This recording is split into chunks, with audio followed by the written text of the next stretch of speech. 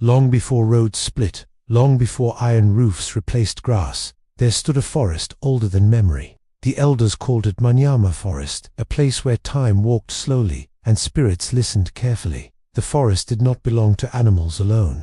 It belonged to stories, it belonged to ancestors, it belonged to truth. Children were warned from the time they could walk. Do not shout your name in the forest. Do not laugh at night near tall trees. Do not follow a voice you did not see. The forest listens and the forest remembers. At the edge of Manyama Forest stood a village called Kashimba, built in a wide clearing where firelight danced every evening. Drums spoke at sunset, and elders told stories when the moon rose among the young men of Kashimba. None was more admired than Zuberi. Zuberi was tall. Zuberi ran faster than an antelope and threw his spear straighter than any man his age. But Zuberi carried pride like a shadow, always following him, always growing longer. He laughed when elders spoke of spirits. He mocked warnings Zuberi would say. The forest is only trees, animals and shadows, nothing more.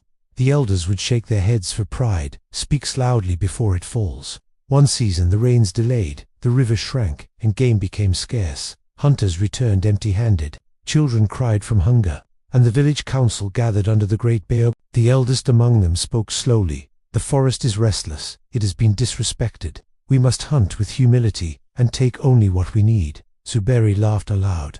Hunger comes from weakness, not spirits. Tomorrow I will enter Manyama Forest alone and return with meat. The elders warned him, but pride does not hear warnings. At dawn Zuberi entered the forest, his spear sharp, his heart loud, his mind closed. The deeper he walked, the taller the trees grew, the darker the ground became, and the air thickened like breath held too long. Birds fell silent, insects vanished, and even Zuberi felt the forest watching. Still pressed on then. He heard his name Zuberi. The voice was gentle, like his mother when he was a child. He stopped walking. No one followed him. No one could know where he was. Zuberi answered, "Who calls me?" The forest did not reply, but the voice came again, "Zuberi, come closer." Against every warning, he stepped forward. In a wide clearing stood an old woman, her back bent, her eyes clear, her hair like white ash. She leaned on a staff carved with symbols that shifted when looked at too long. "You walk loudly," the woman said.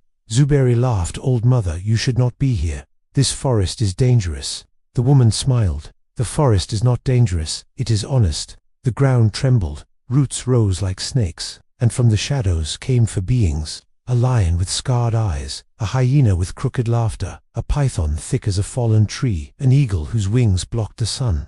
Zuberi tried to run, but his feet sank into the earth. "You have taken without gratitude," the woman said. "You have mocked what you do not understand. The forest will speak to you." The lion stepped forward. "I am strength, but strength without wisdom destroys itself." The ground showed Zuberi visions, hunters killing more than needed, carcasses left to rot, land emptied of life.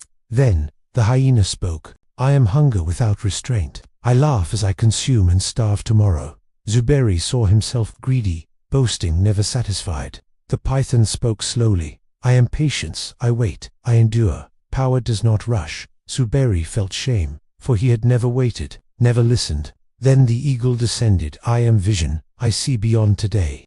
Those who see only now, destroy tomorrow." Zuberi wept. The old woman touched the earth with her staff. "The forest does not punish, it teaches." The ground opened. Darkness swallowed Zuberi, and the forest went silent. Zuberi awoke at sunrise. At the edge of Manyama Forest, his spear gone, his body weak, his heart changed. Burned into his palm was a symbol, the mark of the forest. He returned to Kashimba without meat, but carrying truth. From that day Zuberi hunted only when needed. He thanked the land. He taught children silence, and when elders spoke, he listened. Years passed. Zuberi became an elder himself. One night, as firelight danced, a Chid asked, "Is it true, the forest speaks?" Zuberi looked toward Manyama Forest where the trees moved. Though there was no wind, he answered, "The forest speaks always, but only the humble hear." And so the elders say, if you walk proudly, the forest will break you. If you walk humbly, the forest will guide you, for the forest remembers, and it judges men.